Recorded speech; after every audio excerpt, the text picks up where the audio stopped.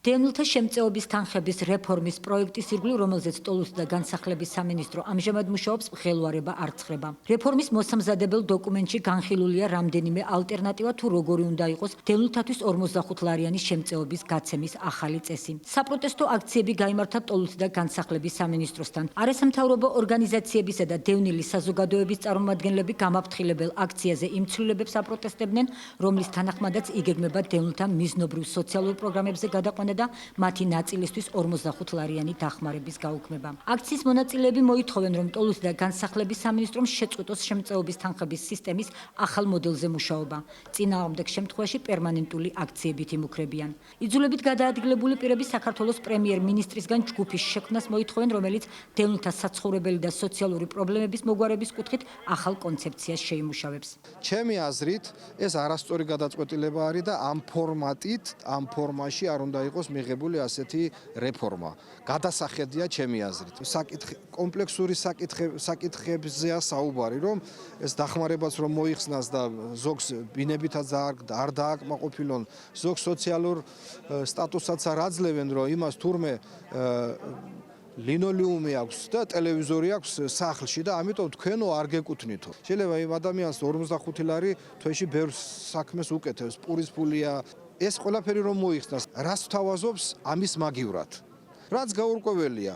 ამიტომ უნდა იყოს სრული ინფორმაცია. ეს არის ახალი რეფორმა დისკრიმინაციული მუხლებით.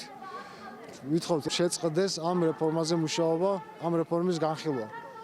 ვინაიდან გარდა იმისა, რომ საკითხში ძალიან ბევრი კითხვის ნიშანი ჩანს, არის დისკრიმინაციული, რომელიც შეიცავს ძალიან საეჭვო მუხლებს საბოლოო ჯამში მიმართულია სტატუსის გაუქმებისკენ. რეფორმები აუცილებელია, მაგრამ უნდა განხორციელდეს გონივრულად.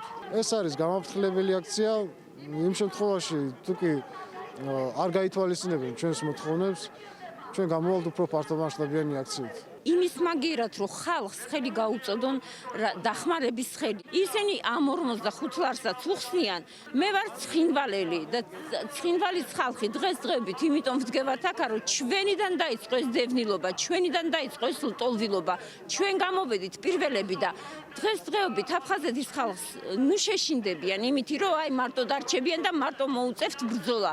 აქ ლაპარაკი ახლა 45 ლარზე. არა მგონია რომ ასე ვიწროდ იყოს ლაპარაკი 45 ლარზე. თუმცა ზოგი ამბობს რომ მე რა 45 ლარი დიდი ამბავი კი არ არისო. ძალიანაც დიდი ამბავია. იმიტომ რომ დევნილთა უმეტესობა ზუსტად რომ იმ 45 ლარს უყურებს. ისინი ამას ელიან. რაღაც დიფერენციაცია უნდა მოხდეს თითქოს აი ამ ხალხის, ვის მიეცეს, ვის არ მიეცეს. ესე იგი, ჩვენ გავიგონეთ და ვიცით, პირველი პირისაგან ვიცით, რომ ესე იგი შეიძლება არ მიეცეს და უნდათ რომ არ მისცენ იმათ ვინც მიიღო ბინა, ბინაში რაქნას თუ არც მუშაობს. როგორ უნდა მოეხსნას მას? 10 დღეში პასუხი გითხრან.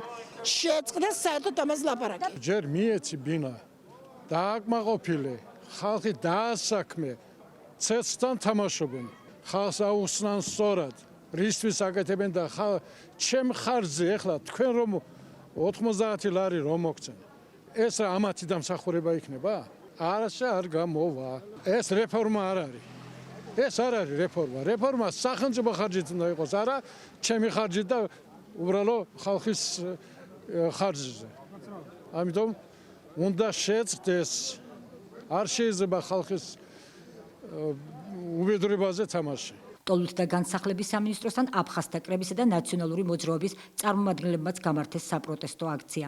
ამ აქციის მონაწილეებიც დევნილთა დახმარების სისტემაში დაგეგმილ ცვლილებებს აპროტესტებდნენ. მოგვიანებით კი ტოლოსა და განსახლების სამინისტროს წარმომადგენლებმა ჟურნალისტებთან ამ საკითხზე კომენტარი გააკეთეს. სოზარ სუბარმა განმარტა, რომ რეფორმა აუცილებლად გატარდება, თუმცა კონკრეტულად რომელ საკითხებს შეეხება, ჯერ გადაწყვეტილი არ არის.